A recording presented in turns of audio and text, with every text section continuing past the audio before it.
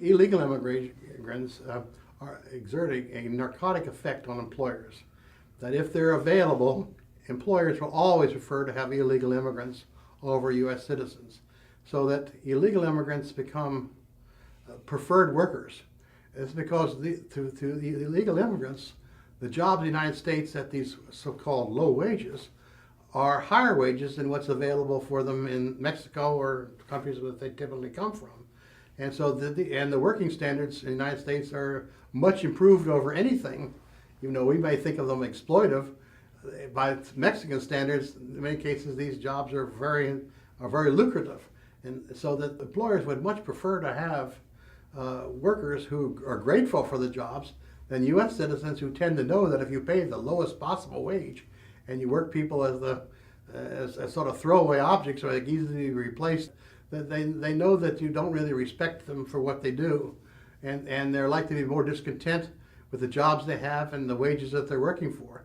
So employers would much rather have workers who are grateful for these opportunities, very grateful, because no matter how bad the wages are in the United States, they're several times better than whatever would be available in Mexico. And so employers would, again, if they can have them, they always want them, and that's the narcotic effect over being have to compete for U.S. citizen workers for those type of jobs. If employers didn't have access to illegal immigrants, they would either have to pay higher wages, or they could substitute capital to produce more productive machinery and equipment.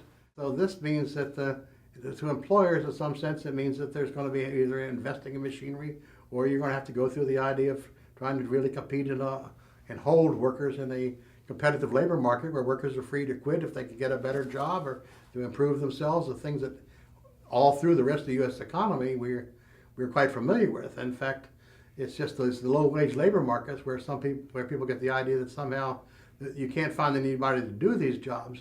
If illegal immigrants were pouring into the lawyers or professors or journalists or occupations, this issue would have been settled years ago.